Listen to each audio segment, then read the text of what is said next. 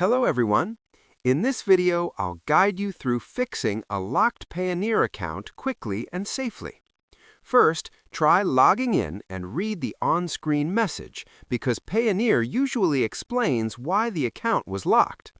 Most locks happen due to missing verification, unusual activity, or document issues. Next, check your email inbox, including spam, for messages from Payoneer with instructions.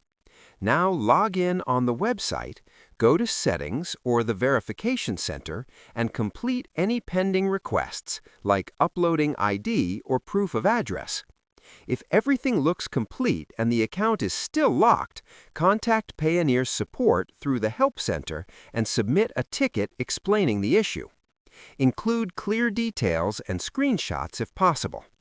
Once submitted, wait for their response, as reviews can take a few business days. After approval, your account access will be restored. Subscribe the channel for more videos.